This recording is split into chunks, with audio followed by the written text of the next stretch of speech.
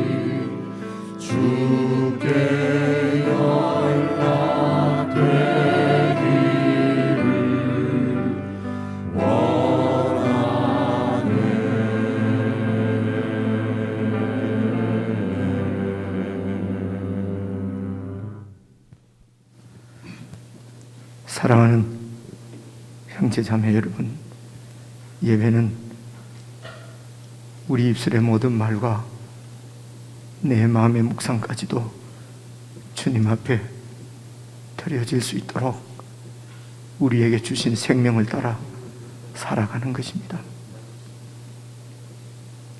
이 시간에도 우리의 삶 전부를 주님 앞에 올려드리고 맡겨드리는 마음으로 우리 주님을 바라보며 함께 주님의 임재 앞으로 나아가시겠습니다.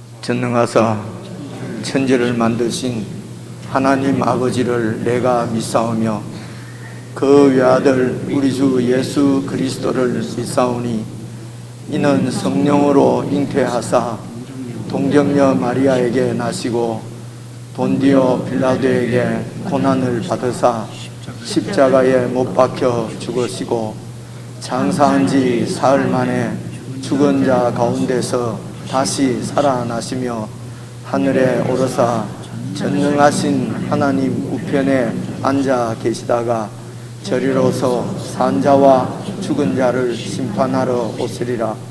성령을 믿사오며 거룩한 공회와 성도가 서로 교통하는 것과 죄를 사하여 주시는 것과 몸이 다시 사는 것과 영원히 사는 것을 믿사옵나이다. 아멘.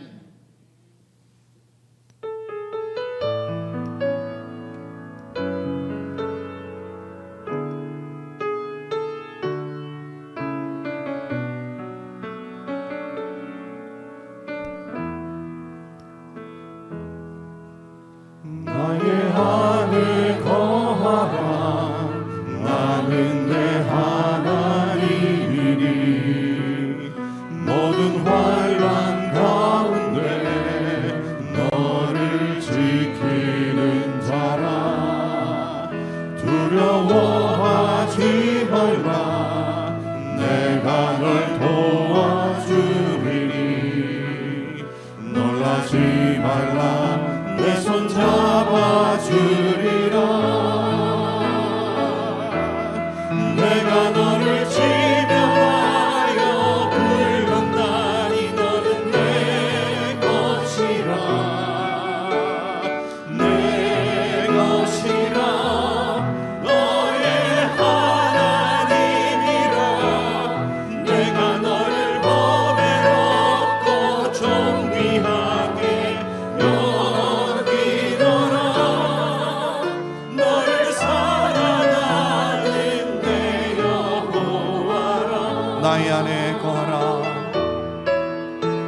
나의 안에 거하라. 나는 내 하나님이니 모든 환난 가운데 너를 지키는 자라. 두려워하지 말라. 내가 널 도와주리니 놀라지 말라. 내 손 잡아주리라. 내가 너를 지명하여 부르건다니 너는 내 것이라. 내 것이라. 너의 하나님이라. 내가 너를 보배롭고 존귀하게 여기노라. 너를 사랑하는 내 여호와라.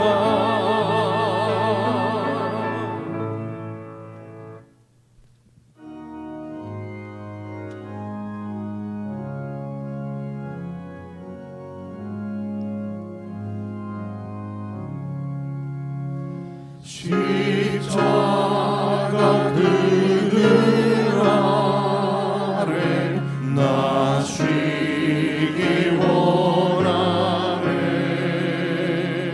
저 햇볕 심히 뜨겁고 또 짐이 무거워. 이 광야 같은 세상에 늘 방황할 때에 주 십자가의 그늘에 내 쉴 곳 찾았네. 내 눈을 밝히고서 저 십자가 볼게. 날 위해 고난 당하신 주 예수 보인다. 그 영상 볼 때 내 맘에 큰 찔림 받아서 그 사랑 감당 못하여 눈물만 흘리네. 십자가 그늘에서 나 길이 살겠네. 나 사모하는 왕체는 주 얼굴 보리라. 이 세상 나를 버려도 나 두려움 없네. 내 한량없는 영광은 십자가뿐이라.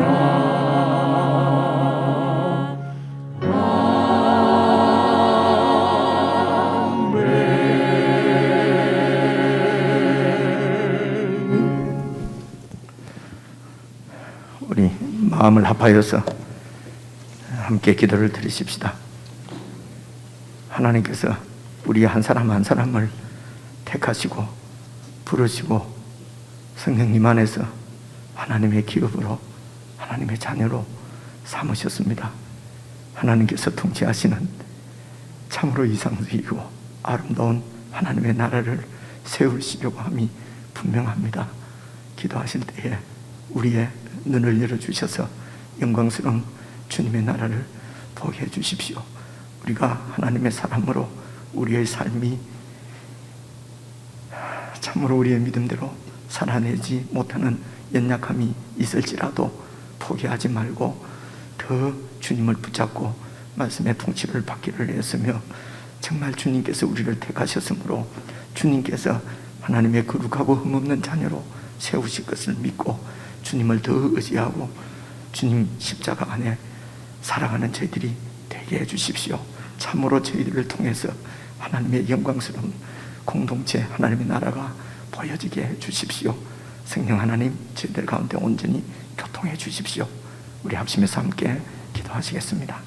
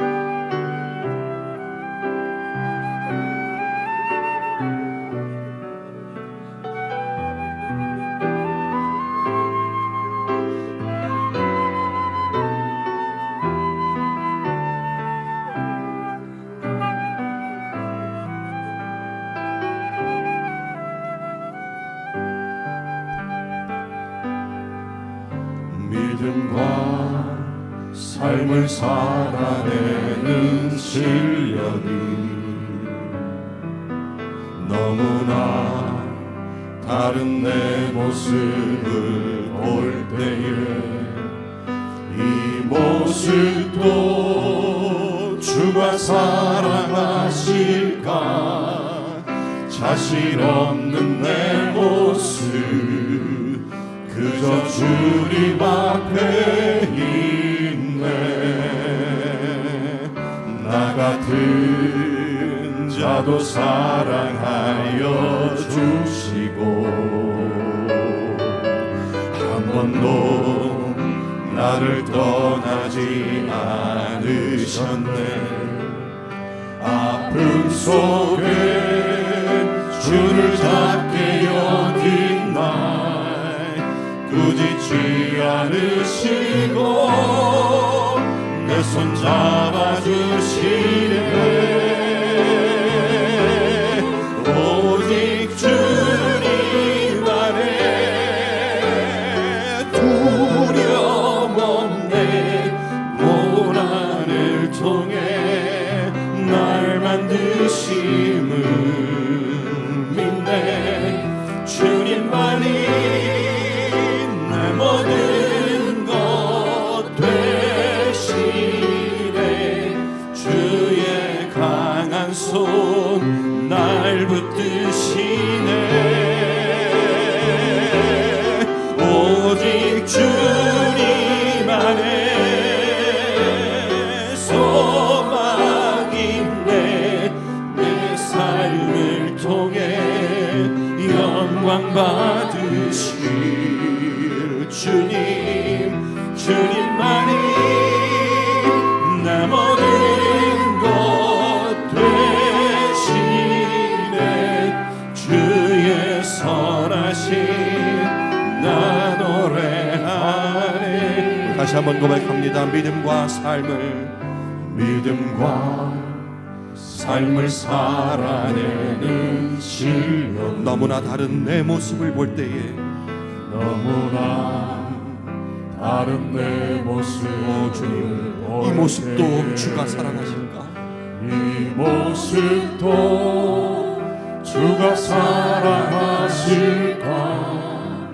자신 없는 내 모습 그저 주님 앞에 나 같은 자도 사랑하여 주시고 나 같은 자도 사랑하여 한 번도 나를 떠나지 않으셨네. 한 번도 나를 떠나지 않으셨네. 아픔 속에 주를 잡게 여긴 날 굳지 않으시고 내 손 잡아주시고 오직 주님 안에 두려움 없네. 오직 주님 안에 두려움 없네.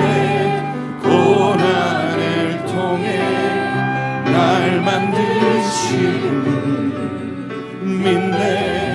주님만이 내 모든 것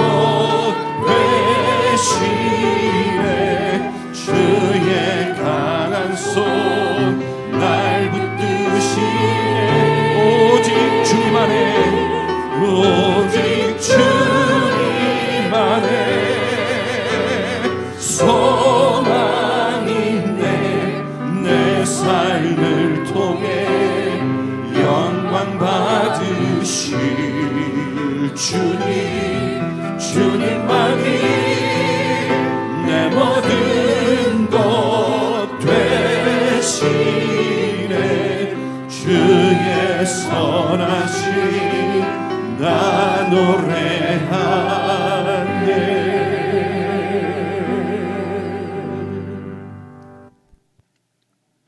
하나님 아버지, 하나님의 기업을 위하여 사울을 불러 준비시키시고 그 백성의 지도자로 세우신 우리 하나님께서 저희들 한 사람 한 사람을 택하시고 성령 안에서 저희들을 부르셔서 하나님의 아름다운 기업, 하나님 나라를 세워가는 하나님 나라의 지체들이 되게 하신 것을 참으로 감사를 드립니다. 하나님 아버지, 그리스도의 구속을 통하여서 저희들을 하나님의 자녀로 만드시고 우리를 통하여서 어두운 세상 가운데 빛을 드러내시기를 원하시는 우리 하나님 아버지의 마음을 저희들이 늘 묵상하고 그 마음을 저희들 마음으로 받아서 참으로 주님의 마음으로 이 땅을 살아가기를 원합니다. 아버지 하나님, 우리의 중심을 주님이 하실 줄로 믿습니다. 참으로 주님의 뜻을 좇아서 주님의 영광을 드러내며 살기를 원하는 저희들 마음과는 달리 참으로 이 삶을 살아내는 저희들의 믿음의 실력이 형편없음을 많이 경험하고 느끼게 됩니다. 하나님, 그럴 때마다 저희들이 좌절하지 않고 더 하나님 앞에 가까이 나아갈 수 있도록 성령 하나님께서 저희들을 도우시고 인도하시고 이끌어 주신 것을 참으로 감사를 드립니다. 오늘도 이 주님을 믿습니다. 주님 안에 두려움이 없고 오직 우리가 믿고 의지할 분은 주님 한 분밖에 없음을 저희들이 공동체 예배를 통해서 더 마음에 자각하고 마음에 더 깊이 묵상하고 그래서 주님 앞에 더 가까이 나아가는 은혜의 시간이 되도록 이 시간을 하나님 붙들어 주시고 하늘의 복으로 더하여 주시기를 기도합니다. 이 주님을 믿고 마음을 다해서 주님께 드리는 성도들의 찬양과 기도와 예물을 주님께서 받아주시고 우리의 삶 가운데서 참으로 주의 생명을 좇아서 우리에게 이미 허락하신 하늘의 생명 영생으로 살아갈 수 있도록 성령 하나님 늘 저희들 가운데 충만히 역사해 주시기를 간절히 기도합니다. 참으로 성경을 통해서 저희들에게 말씀해 주시는 주님의 뜻을 잘 좇아서 주님께서 원하시는 교회로 세워져 가는 은혜가 저희들 교회 가운데 넘치게 해주시기를 간절히 기도합니다. 오늘도 귀한 종을 보내셔서 주님의 말씀을 듣게 하심을 감사합니다. 하나님, 저희들에게 참으로 필요한 말씀을 주님께서 종을 통하여 주실 줄 믿고 우리가 하나님을 신뢰하는 마음으로 주님의 말씀을 기다리며 말씀을 잘 받게 해주시고 이 말씀이 우리들 가운데 참으로 능력으로 역사하셔서 하나님의 말씀대로 저희들이 변화되어지고 새롭게 되어지고 사라지는 은혜의 역사가 있게 해 주시옵소서. 저희들의 자녀들도 주님께 올려드립니다. 하나님 아버지, 아무리 애를 써도 우리가 어떻게 우리 자녀들을 믿음의 길로 인도할 수가 있겠습니까? 주님께서 기르실 줄로 믿습니다. 엘리 제사장 가운데서 자라난 사무엘이 참으로 하나님의 말씀이 하나도 땅에 떨어지지 않는 하나님의 사람으로 세우신 것은 주님께서 양육하시고 교육하신 결과인 것을 저희들이 잘 압니다. 저희들 자녀들도 우리의 후손들도 우리가 붙들고 있지 않게 하시고 온전히 하나님 앞에 맡겨드리고 참으로 기도하는 마음으로 잘 섬길 수 있도록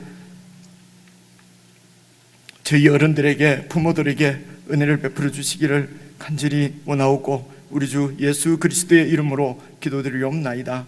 아멘.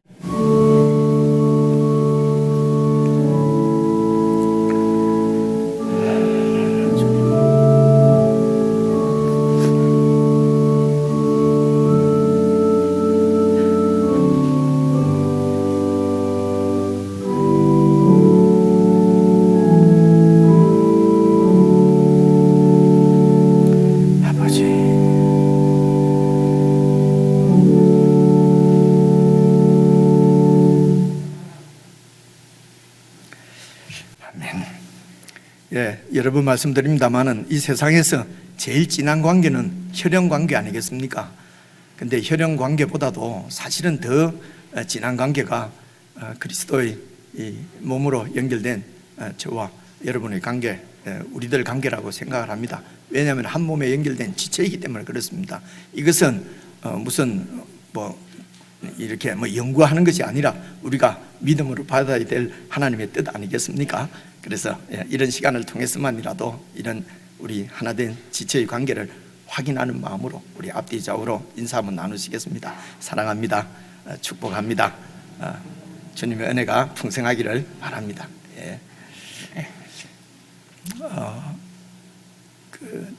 여러분 유별난 교회이기 때문에 이상한 교회이기 때문에 이런 뜻이 아니고요. 교회는 정말 주님의 몸이기 때문에 이렇게 리더십을 발휘해서 교회를 막 이끌고 가실 분은 오직 우리 주 예수 그리스도 한 분밖에 없습니다. 머리이신 예수님, 그분만이 우리의 리더가 되는 것이죠. 그리고 교회는 몸에 연결된 지체들이 다 이렇게 함께 연합을 해서 그렇게 해서 이렇게 세워져 가는 것이 성경적인 정상적인 교회이기 때문에 가끔씩 말씀을 드립니다만은 목사 1인이 아무리 아니라고 해도 목사 한 분이 이렇게 교회를 이렇게 이끌어가는 이런 그 모습은 아무래도 성경적이 아닌 것 같은데 이제 그런 제 마음에 이제 그런 근데 이 땅의 교회가 다 그러니까요. 어떻게 어떻게 제가 제 주장만 할 수도 없고 이제 좀 그런 생각을 하고 있는데 서울에 광야교회라는 데가 있습니다. 그곳에는 이렇게 풀타임으로 이렇게 교회를 이끌어가는 그 담임 목회자가 없고요. 이제 이렇게 그분들이 정관을 보니까 3분 이상의 장로님들이 이렇게 연합해서 교회에 이제 목회도 하시고 설교도 하시고, 물론 이분들은 다 직업이 있는 분들이고요. 장로님들이 그러니까 지금 제가 목회하는 것처럼 똑같이 목회를 하시는 정말 좀 이상한 교회지 않습니까? 그런 교회를 제가 발견하게 되었습니다. 그래서 그 교회에 이제 그 장로로 오랫동안 이제 신무하시다가 이제 연세가 정년이 되셔서 이제 이렇게 은퇴를 하신 장로님이십니다. 그래서 저와 여러분, 우리 교회는 참 정말 동질감을 좀 느끼고 말씀을 잘 받을 수 있지 않을까 싶어서 예, 광야교회, 서울에 있는 광야교회 이 은퇴하신 장로님이시죠. 장로님을 모셨습니다. 우선 일어나셔서 인사하실 때 우리가 환영하면서 우리 한번 박수했으면 좋겠습니다. 잠시만 일어나주세요. 우리 민경동 장로님이십니다. 우리 박수로 환영하십시오.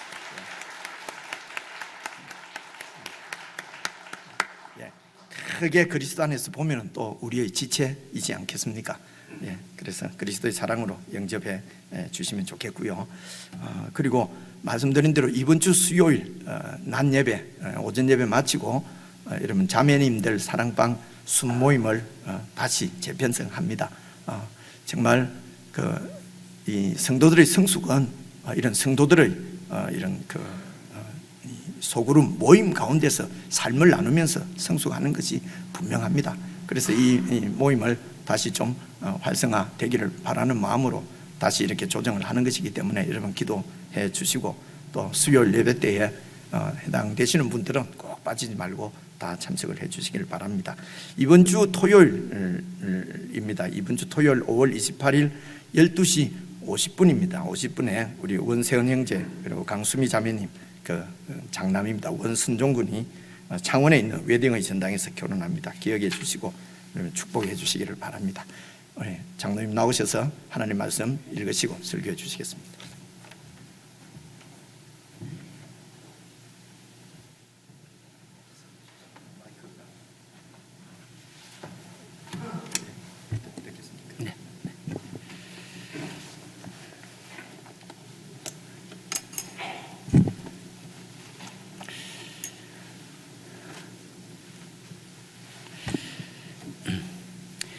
네, 지난달에 우리 최정식 목사님과 이충렬 장로님을 뵌 적이 있어요. 그게 계기가 돼가지고 여러 귀한 성도님들을 뵙게 된 것 같습니다. 그때 이게 장유 남산교회에 대해서 많은 말씀을 좀 들으면서 참 창원에도 이렇게 아름다운 교회가 있구나라는 그런 생각을 좀 하면서 지냈는데 이렇게 직접 이 교회에 와서 함께 이렇게 말씀 안에서 교제할 줄은 전혀 생각을 못했는데 이런 영광을 또 누리게 된 것 같습니다. 하여튼 이렇게 만나 뵙게 돼서 반갑게 생각이 되고요.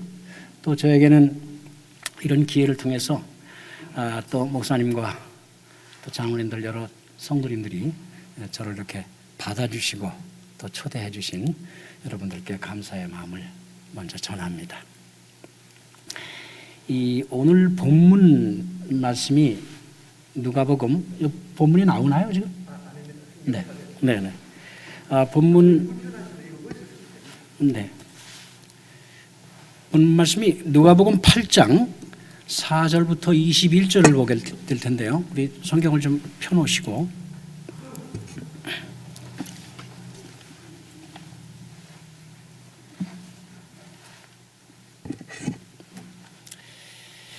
네, 먼저 이 본문을 살펴보기 전에 이 오늘 말씀의 흐름을 좀 잠시 살펴보겠습니다. 이 오늘 살펴볼 본문인 8장 바로 앞에는 7장이 나오는데 이 7장은 예수님이 로마 백부장의 종의 병을 낫게 하는 장면이 나오고요. 또 바로 이어서 나인성 과부의 죽은 아들을 살리는 장면이 나옵니다. 그리고 죄를 지은 한 여인이 예수님의 발에 향유를 부은 이야기가 나옵니다. 이 7장의 얘기인데 이 백부장과 나인성 과부와 그리고 죄 지은 한 여인 이 세 사람의 공통점이 하나 있습니다. 그것이 무엇일까요? 예수님을 만나서 그분을 믿음으로 구원을 받은 사람들입니다. 그러면서 바로 이 7장에 이어지는 8장의 말씀이 그런 의미에서 믿음과 구원에 관해서 우리에게 말씀해 주시는 그러한 비유의 말씀입니다.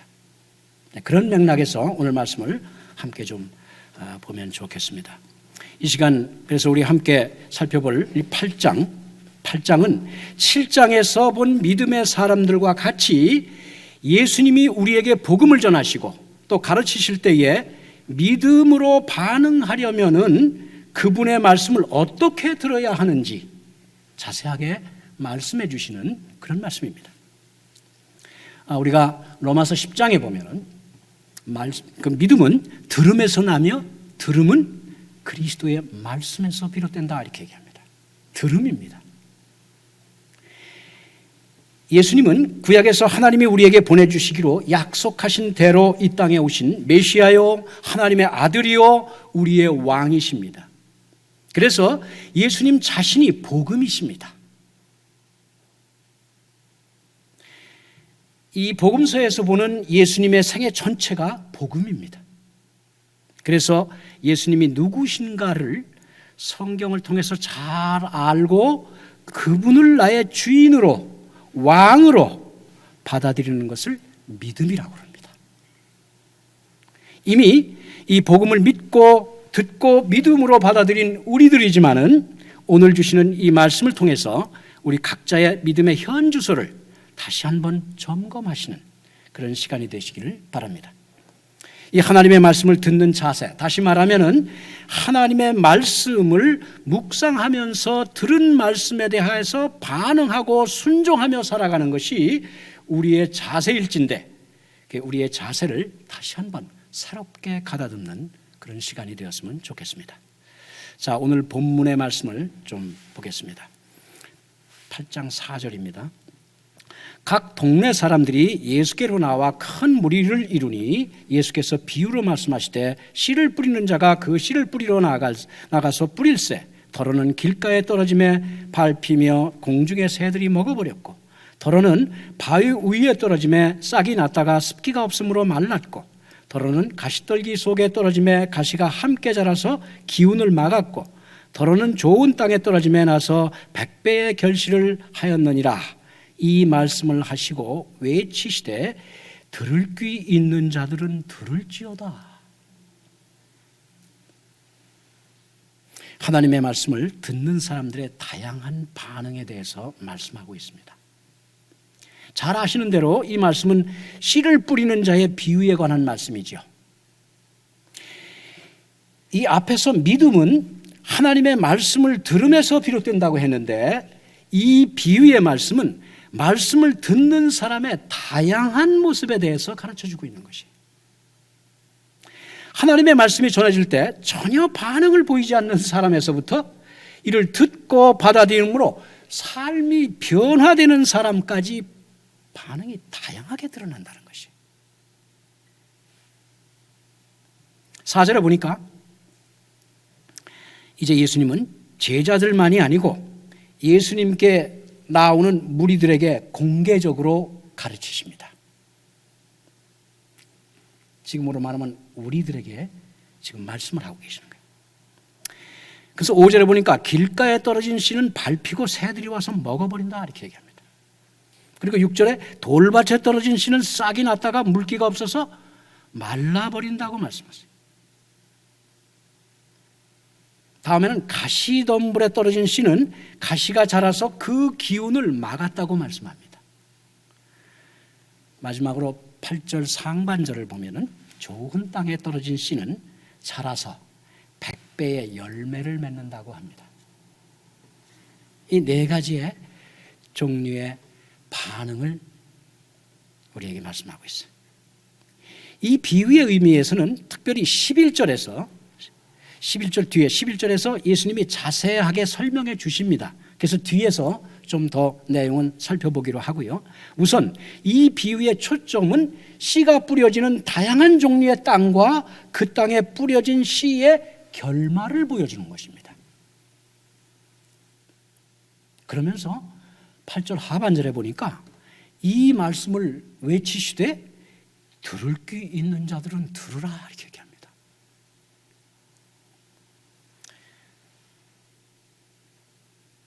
귀 없는 사람이 없지요. 귀가 있지만 알아듣지 못하는 사람이 많다는 얘기입니다. 누가 들을 귀가 있는 사람일까요? 하나님의 말씀을 들을 때에 그 말씀을 깨달아 알기를 간절히 바라면서 그 말씀을 주의 깊게 듣는 사람들입니다. 그러면 말씀이 들립니다. 다음에 이어지는 말씀은 예수님이 비유로 말씀하시는 이 비유의 이유에 대해서 설명을 합니다. 9절 보겠습니다. 제자들이 이 비유의 뜻을 물으니 이르시되 하나님 나라의 비밀을 아는 것이 너에게는 허락되었으나 다른 사람에게는 비유로 하나니 이는 그들로 보아도 보지 못하고 들어도 깨닫지 못하게 하려 함이라. 이 말씀이 이상하지 않아요? 그러니까 제자들이 이 비유의 의미가 무엇인지를 묻습니다. 이에 예수님이 대답하시기를 제자들에게는 하나님의 나라의 비밀을 아는 것이 허락이 됐으나 다른 사람들 마가복음에서는 바깥 사람들이라고 합니다. 바깥 사람들. 의미 있는 말이죠. 이 바깥 사람들에게는 비유로 말씀하는 이유가 들어도 깨닫지 못하게 하려고 그러는 것이다. 이렇게 말씀합니다. 이해하실 수 있겠어요? 이 말씀은 이사야서 6장 9절을 인용한 말씀이에요. 그렇기 때문에 이 말씀은 하나님이 이사야 선지자를 불러서 이스라엘 백성에게 가서 전할 말씀을 주시면서 하신 이사야에게 한 말씀입니다. 이어지는 6장 10절에 보면은 너는 이 백성의 마음을 둔하게 하라. 귀가 막히고 눈이 감기게 하여라.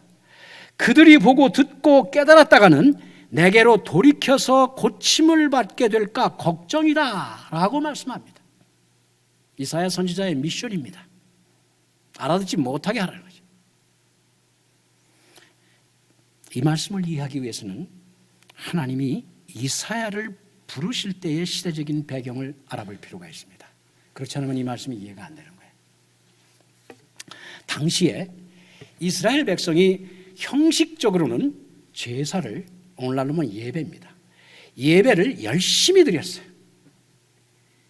그런데 정작 그들은 자신들의 주님이시고 주인이신 여호와 하나님을 알지를 못했습니다. 알지를 못했다는 거예요. 하나님이 뭐라고 말씀하시냐면 내가 자식을 양육했는데 그들이 나를 거역했다 그래요.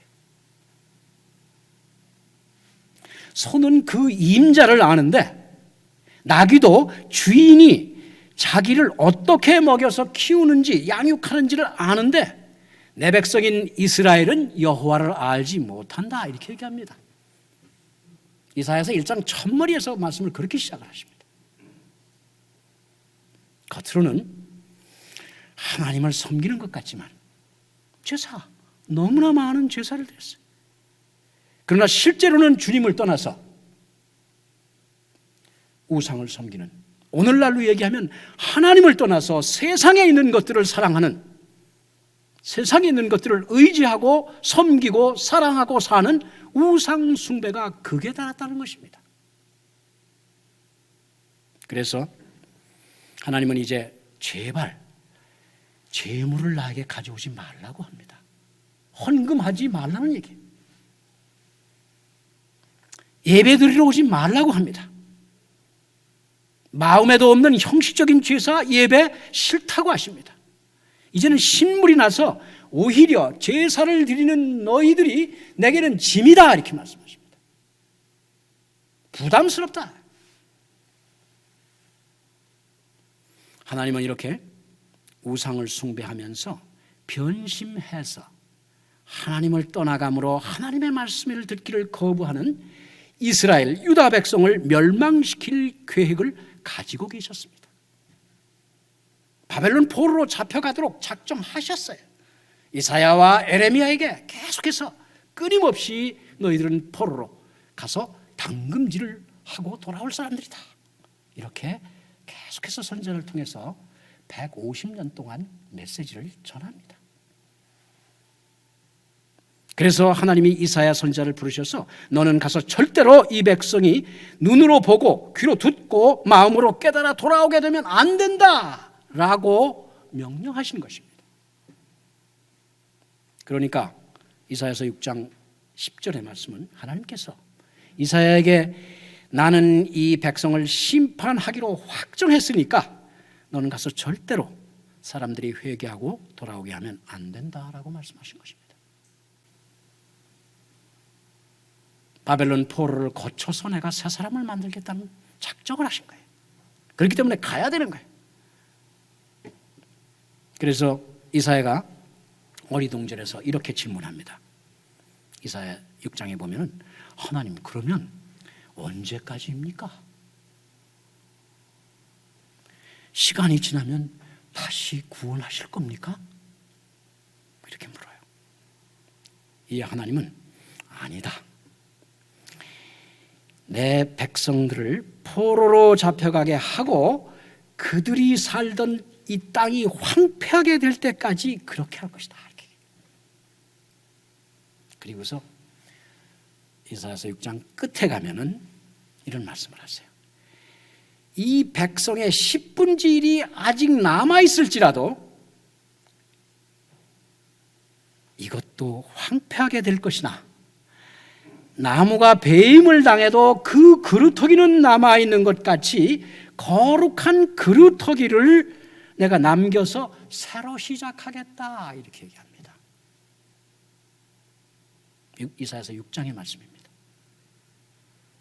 하나님이 말 안 듣는 자기 백성에게 지극히 적은 수만 하나님의 백성으로 남게 될 것이라 라고 하는 경고의 말씀입니다. 이 말씀을 백성에게 전하라고 하는 이 하나님은 백성들이 하나님에게 돌아오기를 원하지 않아서가 아니라 너무도 속상해서 내리는 심판의 메시지입니다. 하나님의 심판은 하나님의 백성들에게 진멸이 아닙니다. 하나님의 심판은 그들을 정결케 해서 하나님의 온전한 백성으로 만들어 가시려는 징계입니다. 매를 때릴 때 사랑이 있기 때문에 매를 때리는 것입니다. 그래서 이 이사야서 10절의 말씀은 이사야 시대처럼 오늘 10절의 말씀은 이사야 시대처럼 예수님 당시에도 마찬가지로 말씀 듣기를 거부하는 사람들에 대한 경고이면서 심판의 선언을 예수님이 지금 하고 계시는 것입니다. 오늘날 믿는다고 하면 사람 가운데서 실제로 하나님을 떠나서 세상에 있는 것들을 사랑하고 세상에 있는 것이 나를 살려줄 것이라고 의지하는 이런 사람들과 나아가서 우리 모두가 귀담아 들어야 될 경고의 엄중한 말씀입니다. 하나님은 하나님의 나라의 비밀을 예수 그리스도를 통해서 우리에게 다 드러내 주셨습니다. 모든 사람이 다 이 비밀을 깨닫고 구원 얻기를 바라는 것입니다. 그런데 어째서 이렇게 옛날이나 지금이나 많은 사람들이 이 계시의 말씀을 거부하거나 밖에 사람 얘기 아닙니다. 하나님의 백성 가운데서 지금 이 메시지가 전해지고 있는 거예요. 거부하거나 무관심할 것일까요? 말씀을 듣기를 거부하거나 듣지 않는다는 말은 순종과 연결되어 있습니다. 너 왜 내 말을 안 듣니 하는 건 말을 듣지요, 애들이. 근데 말을 왜 안 듣니라는 말은 순종을 왜 안 하느냐, 말씀대로 왜 살지 않느냐 이 얘기를 하는 겁니다. 그렇기 때문에 이 듣는다는 말은 단순히 무슨 뜻인지를 아는 것이 아니라 하나님의 뜻대로 행하라는 그 말이 내포되어 있는 말입니다. 그래서 이 무관심과 듣지 않는 그 이유는 우리가 잘 아는 대로 하나님 나라의 원리와 세상을 사는 원리는 정반대입니다. 다르기 때문에 이해가 잘 안 되고 또 그렇게 살려고 그러면 힘들기 때문에 거부하고 있는 것이에요. 누가복음 6장에 보면은 20절부터 26절을 이렇게 보면은 우리가 잘 아는데 이렇게 가난한 자는 복이 있다. 굶주리는 자는 복이 있다. 우는 자가 복이 있다. 예수님 때문에 사람들에게 미움과 배척을 받는 자가 복이 있다. 그들이 하늘에서 받을 상이 크다라고 말씀합니다. 너무나 잘 아는 말씀이에요. 그런데 이 말씀이 정말로 진리의 말씀이고 그것이 하나님의 진리라고 기쁘게 받아들일 수 있는 사람이 하나님의 백성이라는 거예요. 오히려 부유한 사람, 지금 배부른 사람, 지금 웃는 사람에게는 화가 있을 것이다. 세상의 원리와 정반대지요. 이 영적인 원리를 터득한 사람만이 하나님의 백성인 것입니다. 그래서 하나님의 말씀을 잘 듣고 깊이 생각하면서 세상의 원리와 세상의 가치관과 정반대되는 하나님의 말씀을 들었을 때 right, 그래, 그것이 맞구나 하고 맞장구 치는 사람이 하나님 나라의 비밀을 깨달은 사람들입니다.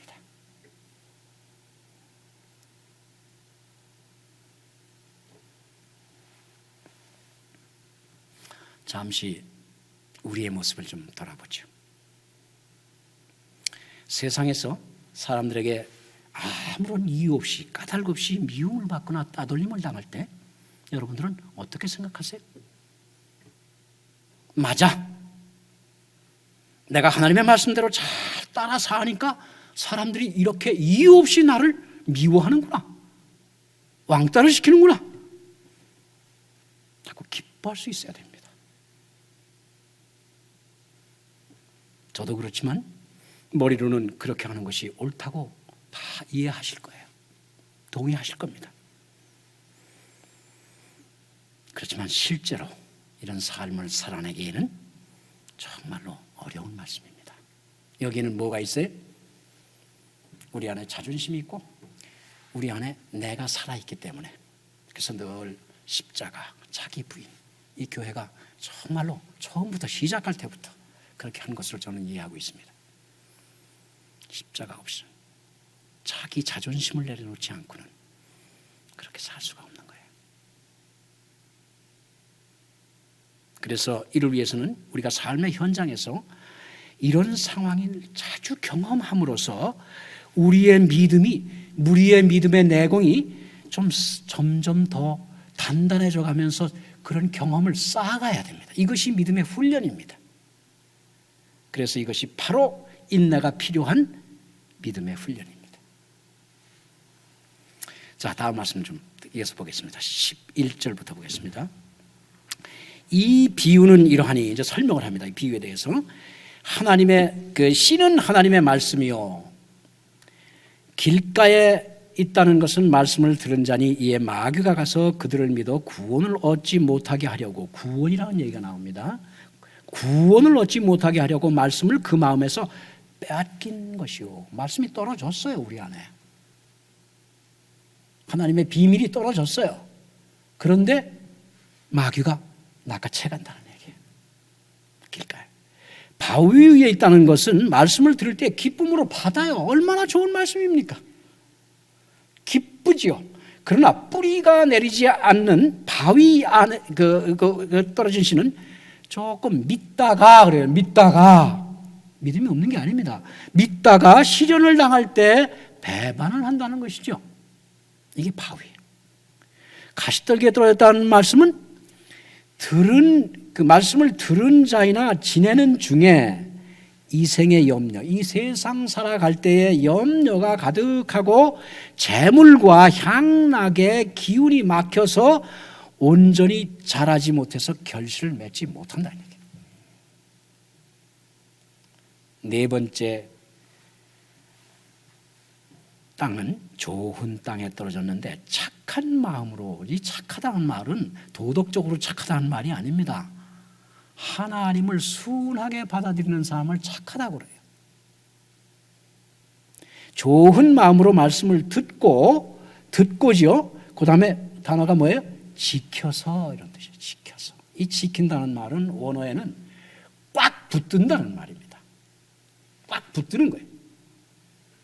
그 말씀을 잘 꽉 붙들어서 뭐에 또 인내로 참아내는 거예요. 그냥 되는 게 아닙니다.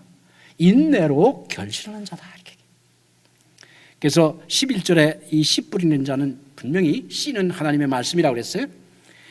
창세기 1장에 보면 우리가 잘 아는 대로 하나님이 이 세상을 창조하실 때 빛이 있으라 물과 물이 나뉘라, 그 창조의 활동이었죠.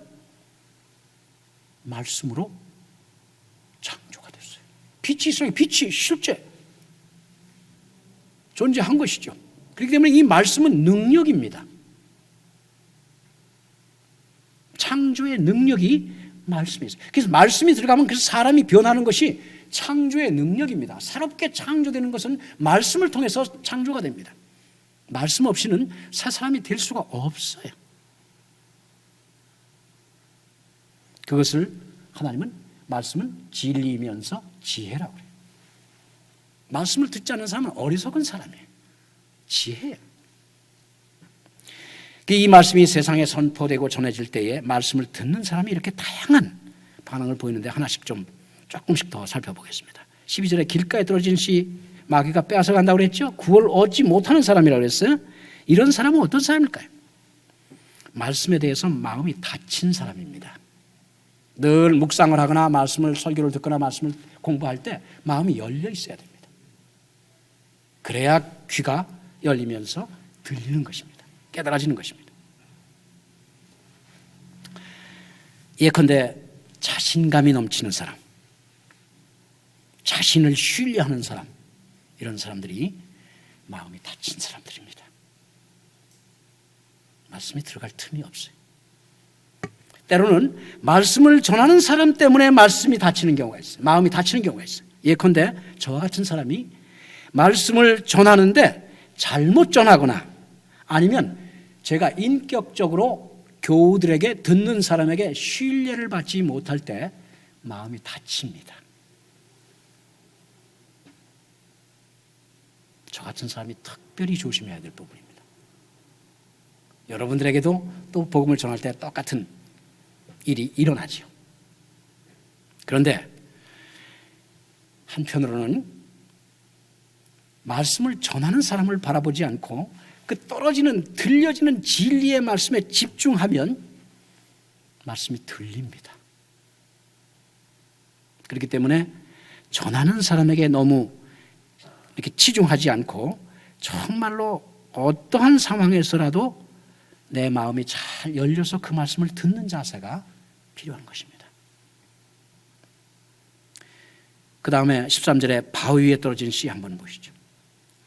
어떤 사람이 여기에 속하죠? 복음의 말씀을 피상적으로 이해하는 사람들이라고 저는 생각합니다. 말씀을 부분적으로만 이해하는 사람들이 여기에 해당하는 경우라고 생각됩니다. 예컨대 예수를 믿으면 만사가 형통할 것이라고 잘못 믿는 사람들이 너무나 많아요. 예수를 믿는다고 만사가 형통하지 않습니다. 성경 아무 데도 그런 말씀이 나오지 않습니다. 오히려 예수를 믿으면 앞에서 말씀드린 대로 옆에 사람들이 싫어합니다. 정직하게 하면 세상 사람들이 싫어합니다. 오히려 또 어떤 때 가족들이 반대를 합니다. 직장에서도 상사나 동료들이 거부감을 느끼는 경우가 얼마나 많은지 모릅니다. 말씀대로 순종하며 사는 사람이 따돌림을 당하는 것은 아까 말씀드린 대로 당연한 일일 수 있다라고 우리는 경험적으로 할 수 있어요. 특히 우리가 처음 믿을 때 방해꾼들이 많습니다. 이 방해꾼들은 바로 우리 주변에 있는 사람들입니다. 가까운 친구, 가족들, 때로는 교회 안에 잘못된 신앙을 가지고 있는 사람들, 이런 사람들이 처음 믿을 때 뭘 합니까? 보고 따라가면서 본을 보면서 믿는데 그렇지 않게 사는 사람들을 보면 잘못 믿게 되는 거죠. 그래서 교회 안에 좋은 모범이 있는 사람들을 잘 만나는 것이 얼마나 중요한 일인지 모릅니다. 그렇지 않으면 믿음에 방해가 되는 것이죠. 그래서 처음 믿을 때 말씀을 좀 깊이 이해하도록 배우고 하나님을 잘 알아가지 않으면 약간의 어려움이나 약간의 사람들 간의 교회 안에서의 갈등을 겪거나 상처를 입으면 믿음에서 떠날 위험성이 있습니다. 교인 교우들 서로가 잘 보살펴주는 그런 일이 그래서 교회 공동체 안에서 일어나야 되는 것입니다. 그래서 그리고 우리는 믿는 사람들과는 가급적이면 믿지 않는 사람들과는 가급적이면 거리를 두는 것이 좋습니다. 세상에 너무 많이 이렇게 노출이 돼 버리면 정말로 예수를 믿는다는 것이 그렇게 쉬운 일이 아닙니다. 그래서 야, 세상과 조금 떨어지라고 그러면 내가 전도도 해야 되는데 그러면 됩니까? 전도하려고 세상 사람하고 만나는 사람 몇 사람이나 돼요? 아닙니다. 전도는 그냥 자기 추단도 못하는데 무슨 놈의 전도를 합니까? 노래방에 가서 뭐 야단치고 이래가지고 됩니까? 이런 사람들은 잠시 조금 어려움이 오거나 갈등이 오거나 핍박이 있으면 금방 넘어지고 마는 사람들입니다. 14절 보세요. 가시덤불에 떨어진 씨는 근심과 재물과 향락에 사로잡혀서 열매를 맺지 못한다. 정말 우리에게 많이 와닿는 말씀이에요. 우리가 말씀을 듣고 잘하는데 무엇이 우리를 억누르고 있는가를 잘 한번 생각해 봐야 돼요. 무엇이 우리를 이 떨어진 하나님의 비밀인 말씀이 자라지 못하게, 이 안에서 자라지 못하게 하는지를 잘 살펴봐야 돼요. 그것이 세상의 염려와 재물과 향락이라고 얘기하고 있어요. 앞절에서 이 돌밭에 떨어진 그 씨의 경우에는 방해꾼이 누구냐 하면 외부 환경입니다. 외부의 환경이 나를 방해하고 있어요. 근데 여기서는 내 안에, 내재적으로 내 안에 방해꾼들이 있는 거예요. 밖에 있지 않아요. 세상에 염려를 하는 것은 내 안에 있지 밖에 있지 않습니다. 돈에 팔려 있는 것도 내 안에 있지, 욕심이 내 안에 있지 밖에 있지 않습니다. 향락도 내 안에 있습니다. 쾌락을 즐기려고 하는 이 마음이 내 마음에 있지, 바깥에서 그러니까 나도 한다, 그거 아닙니다. 내 안에서 발동되고 있는 거예요. 상당히 위험한 방해물입니다. 끈질긴 유혹을 하고 있는 방해물입니다. 세상의 염려, 왜 염려하나요? 나에게 일어나는 모든 일을 내가 챙겨야만 한다고 생각하는 것이죠. 그럼 뭐예요? 하나님이 없는 것이죠. 하나님이 나를 돌보고 계시다는 걸 이해하지 못하고 있는 거예요. 믿지 못해요. 달리 말하면 근심과 걱정과 염려는 하나님이 나 자신만이 아니라 모든 이 세상의 일을 주관하고 계시다라고 하는 그 하나님에 대한 확신이 없을 때 일어나는 일입니다. 나아가서 하나님께서는 이 우리의 먹을 것과 입을 것 다 챙겨주신다고 약속을 하셨지 않습니까? 그런데 이런 것들을 내가 알아서 챙기지 않으면 먹고 살 수 없다라고 생각하는 것은 하나님을 모르는 이방인들의 행태다라고 마태복음 6장에서 말씀하고 있어요. 베드로는 이렇게 얘기합니다. 여러분의 걱정을 모두 하나님께 맡기십시오. 하나님께서는 여러분들을 돌보고 계십니다. 이때 맡긴다는 단어는 야구 경기에서 투수가 야구공을 던지는 단어입니다. 다 던져버리는 거예요. cast off라는 단어. 던져버리는 거예요. 그러니까 우리의 염려를 내려놓가 아니라 던져버려라. 왜? 하나님이 우리를 돌보고 계시기 때문에. 이 하나님을 확신하지 못하면 늘 염려죠. 자식 염려, 직장 염려, 죽는 거 염려, 건강 염려. 얼마나 많습니까? 우리 각자 자기의 문제를 하나님께 맡기지 못하고 내가 해결하려고 하는 이 자세는 불신앙입니다. 다음으로 재물입니다. 오늘날은, 옛날에는 재물밖에 없었는데 오늘날은 학식과 명예가 여기 겹쳐져 있어요. 권력과 다 이런 것이 겹쳐져 있어요. 이게 재물입니다. 오늘날 같이 이 자본주의 시대를 사는 우리에게는 돈은 엄청난 방해꾼입니다. 권력도 방해꾼이고 명예도 방해꾼이고 지식도 방해꾼이고, 우리가 사는데 돈만 가지고 얘기합시다. 매우 중요한 생활수단이에요. 돈이라는 것은 절대로 나쁜 게 아닙니다. 얼마나 편리해요. 그런데 문제는 뭐냐면 이 돈을 추구할 때 문제가 생깁니다. 돈을 사랑할 때 일만하게 뿌리가, 돈을 사랑할 때, 추구할 때. 추구한다는 말은 돈에 눌리고 있는 거예요. 내가 돈에 눌리고 있어요. 돈을 잘 사용하고 부려야 되잖아요. 그러니까 눌리고 있는 상태가 재물이 우리를 방해하고 있는 것입니다. 그래서 돈을 사랑한다는 말은 돈의 노예가 되는 것이고 돈이 나의 주인이 되는 것입니다. 우상이죠. 그러면 나의 주인은 재물이 되면은 하나님이 내 주인이 될 수가 없어요. 둘 중에 하나를 선택하라 그래요. 중간 지역이 없습니다. 돈이냐, 재물이냐, 하나님이냐, 매몬이냐, 하나님이냐. 오늘날 자본주의가 이렇게 성한데에서 옛날보다 훨씬 더 신앙을 지키기가 어떻게 해요? 어렵습니다. 척박합니다. 너무나 힘들어요. 돈에서 자유로울 수 있는 사람 몇 사람이나 돼요. 끊임없이 노력해야 됩니다. 유혹입니다. 주인을 바꿔치기 한 것이 우상 아니겠어요? 예수님은 하나님의 나라의 원리를 설명하는 중에 아무도 주인을 섬길 수 없다 이렇게 분명하게 말씀하셨어요. 머리로 알지요. 실제 생활 속에서 우리가 돈의 얽매이기나 사랑하지 않고 산다는 것 그렇게 쉽지 않습니다. 그래서 이 문제는 끊임없이 우리가 말씀 앞에서 설 때마다 우리 자신들을 점검해야만이 우리가 구원을 얻는 결실을 맺는 그러한 말씀이 살아 움직이는 하나님의 백성이 될 수 있는 것입니다. 자, 마지막에 향락.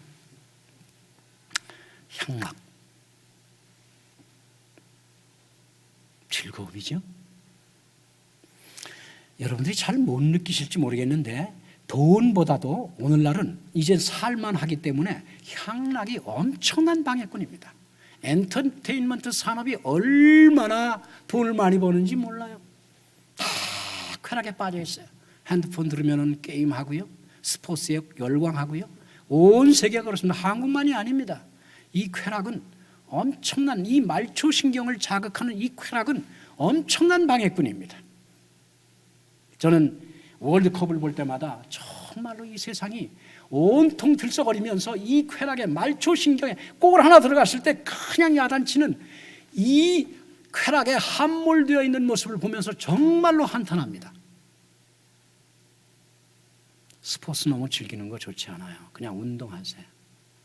제 사부님은 학교에서 탁구 시설인데 탁구를 칠 때에 왜 자꾸 누가 이겼고 누가 그냥 열심히 치면 되는데 1대 0, 2대 0 자꾸 왜 이렇게 따지느냐. 경쟁을 시키니까 자꾸 욕심을 부추기는 것이 뭐예요? 우리 안에 있는 방해꾼을 자꾸 드러내고 있는 거예요. 잘 생각해야 됩니다. 이 쾌락이요 정말로 우리 아이들까지 다 지금 좀먹고 있습니다. 그래서 정말로 척박한 시대가 됐어요. 그러니까 자꾸 젊은이들이 지금 교회 안 나옵니다. 이걸 어떻게 볼 것이냐 좀 심각하게 생각해야 됩니다. 자, 우리가 이제 좋은 땅에 떨어진 씨 아까 말씀했죠. 지킨다 해서 꽉 말씀을 붙잡아야 됩니다. 오늘 아침에 주신 말씀을 꽉 붙잡고 하루 종일 살아야 되는 거예요.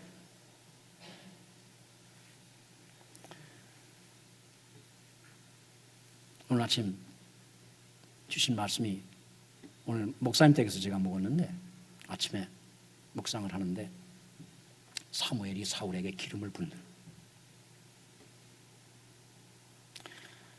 어저께 목사님과 지도자를 어떻게 잘 세워서 이 교회가 잘 앞으로 잘 세워져 갈 것이냐는 얘기를 2시간 동안 말씀을 나눴습니다. 그리고 댁에 와서는 또 한 2시간 동안 또 말씀을 또 나눴어요.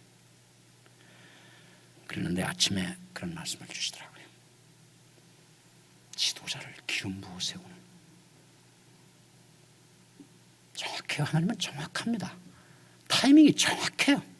그래서 그렇게 기도했습니다. 이 남산교회가 좋은 교회인데 계속해서 지속적으로 아름다운 교회로 계속해서 세워져 가려고 그러면 정말로 신실하고 충실한 말씀에 충실한 지도자들을 계속해서 세워나가야 된다는 말씀으로 저는 받고 기도했습니다. 이 말씀을 붙들고 저도 계속 기도할 겁니다. 붙들어야 됩니다. 말씀을 주셨을 때는 돌아가면 그 일을 위해서 계속 기도할 겁니다.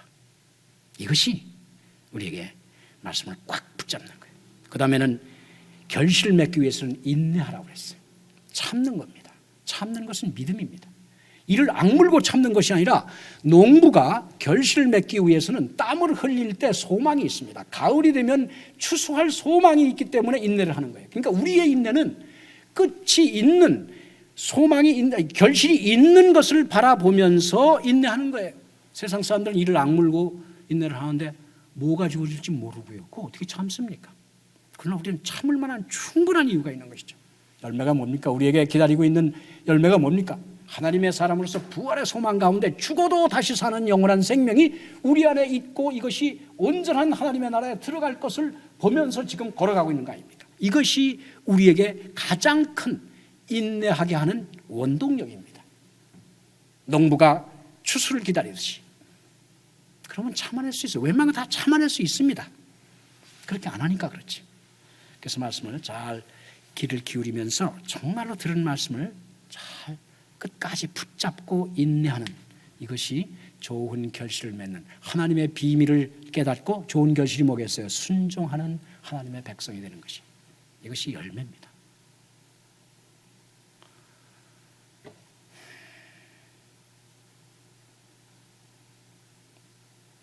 네, 설교를 이 교회는 몇 분 하는지 모르겠는데 제가 이 얘기 저 얘기 하다 보니까 시간이 많이 지났네요. 네, 조금 몇 말씀만 더 나누고 맺겠습니다. 이 16절을 좀 보겠습니다. 누구든지 등불을 켜서 그릇으로 덮거나 평상 아래 두지 아니하고 등경 위에 두나니 이는 들어가는 자들로 그 빛을 보게 하려 함이라.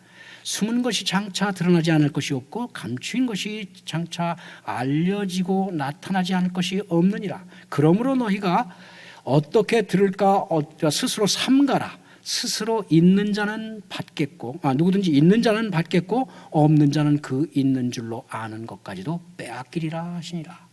이 말씀은 앞에 있는 비유의 말씀과 연결된 말씀입니다. 따로 떨어진 말씀이 아니에요. 그렇다고 그러면 이어지는 이 말씀은 등경 위에, 등잔대 위에 놓아진 등불의 비유인데, 이 비유는 앞에 있는 씨 뿌리는 자의 비유에 연결된 말씀으로 우리가 본다 그러면 8절에서 들을 귀 있는 자들은 들으라라고 하신 말씀에 이어서 이 단락이 이어지기 때문에 말씀을 듣는 것이 얼마나 중요하냐 하는 것을 다시 한번 강조하고 있는 말씀입니다. 16절의 등불은 10절에 나오는 하나님의 나라의 비밀입니다. 17절의 말씀은 하나님은 하나님 나라의 비밀, 복음이죠. 복음을 세상에 드러내신다는 말씀입니다. 다 이렇게 비춰준다는 말씀. 실제로 예수님이 오셔서 이 비밀을 드러내셨죠. 좀 어렵게 들릴지 모르시겠지만은 예수님이 자신이 하나님 나라의 비밀이시고 복음이신 것을 드러내신 것이 예수님이 하신 것입니다. 계시의 드러냄, 하나님을 드러냈다라고 얘기하는데요. 하나님 드러내셨어요. 그래서 18절에서 우리는 이제 그 드러난 하나님의 나라의 비밀을 잘 주의 깊게 들어야 한다는 말씀입니다. 비밀이기 때문에 대충 들어서는 알 수가 없어요. 성경은 스토리로 아는 것이 아니라 깊이 그 의미를 깨달을 때 하나님 나라의 비밀이 깨달아지는 거예요. 비밀이에요. 공개된 비밀입니다. 묵상하고 공부하지 않으면 깨달아지지 않습니다.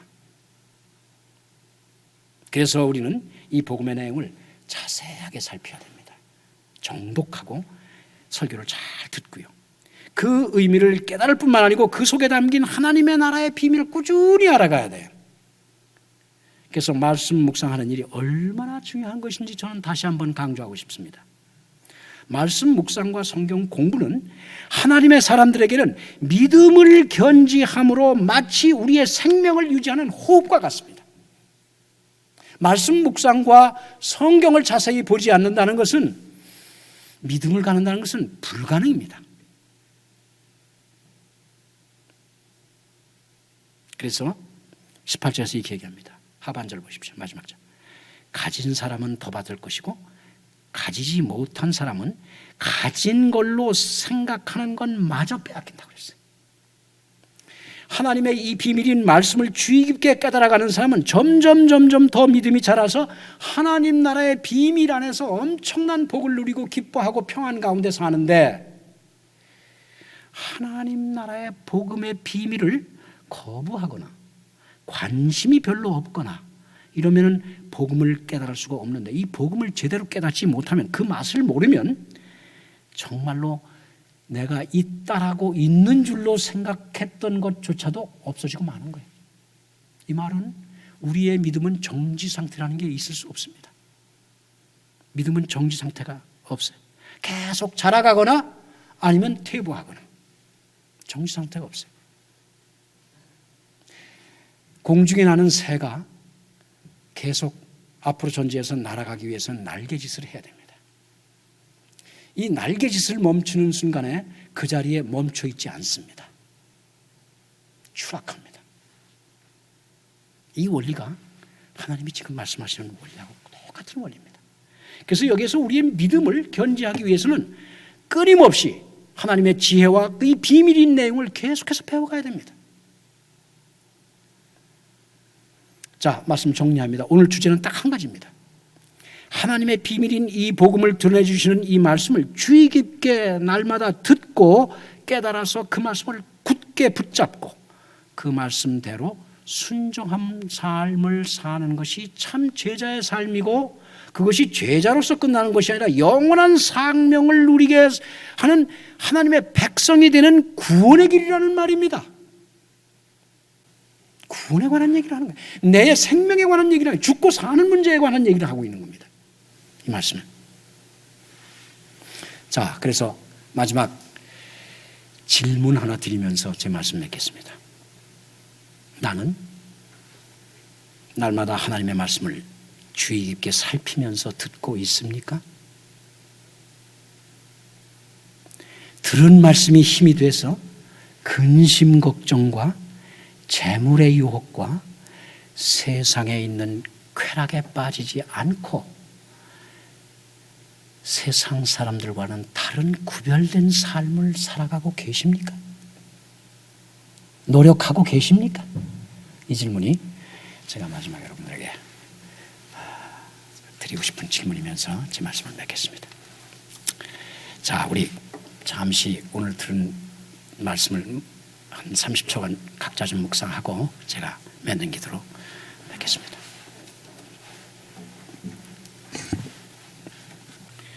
하나님 아버지, 저희에게 하나님의 비밀인 이 복음을 깨달아 알게 해주신 것 감사를 드립니다. 그리해서 주님의 자녀로 삼아주시고 말씀으로 길러주셔서 이만큼 믿음이 자라게 하신 하나님께 감사를 드립니다. 하나님 아버지, 저에게 날마다 하나님의 말씀을 펴서 읽고 그 말씀을 들을 때에 잘 알아들을 수 있도록 열린 마음과 들을 귀를 주시옵소서. 그리해서 저희의 믿음이 점점 자라가게 하옵소서. 저의 모든 삶을 살펴주시는 하나님 아버지, 저희가 이 세상에 사는 동안에 저희 안에 근심과 걱정거리가 많이 있습니다. 온전히 그것을 하나님께 맡겨드리고 주님만을 온전히 신뢰하고 따라가도록 굳건한 믿음을 허락해 주시옵소서. 지혜의 하나님, 믿음으로 살아가려고 하는 저희 앞길에 많은 방해꾼들이 있습니다. 우리 주변에는 날마다 우리로 돈을 사랑하고 추구하도록 부추기는 유혹거리가 널려 있습니다. 그리고 많은 즐길 거리들이 우리로 하여금 하나님을 멀리하고 잊어버리게 하는 그러한 많은 방해꾼들이 있습니다. 주님, 저희로 이 유혹에 걸려 넘어지지 않도록 말씀으로 저들을 붙들어 주시옵소서. 나아가서 하나님의 말씀을 굳게 붙잡고 인내함으로써 하나님의 참 백성으로 살아갈 수 있는 은혜를 허락해 주시옵소서. 우리에게 들을 길을 주신 하나님께 다시 한번 감사를 드리며 예수님의 이름으로 기도드립니다. 아멘.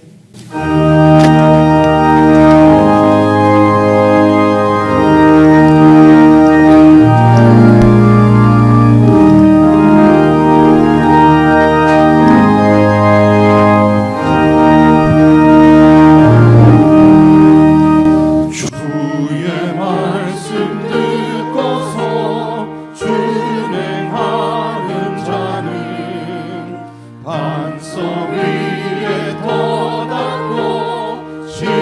집을 지은 같아 비가 와도 흘러며 바람 부딪혀도 반석 위에 세운 지 무너지지 않네 잘 짓고 잘 짓세 우리 집 잘 짓세 만세 반석 위에다 우리 집 잘 짓세 주의 말씀 듣고도 액치 않는 자는 모래 위에 터놓고 집을 지은 같아 비가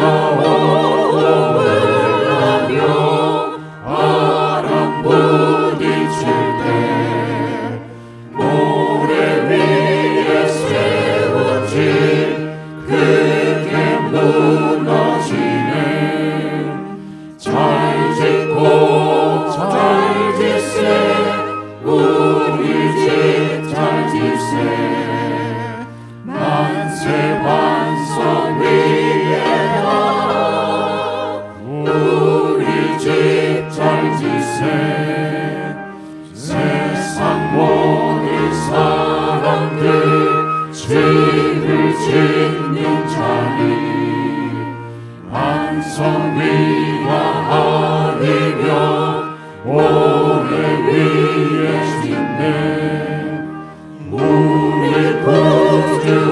부주어서서 지은 상을 줄 때 세운 번호 갈아서 영영 상벌 주리 잘 짓고 잘 짓세 우리 집 잘 짓세 만세 반석 위에다 우리 집 잘 짓세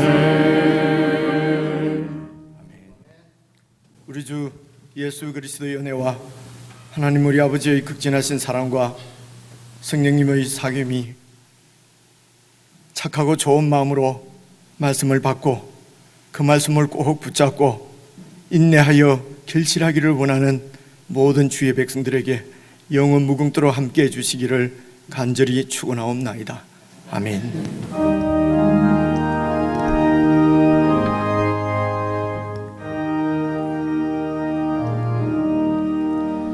주의 말씀 듣고서 준행하는 자는 반석 위에 터놓고 집을 지은 같아 비가 오고 흘러며 바람 부딪혀도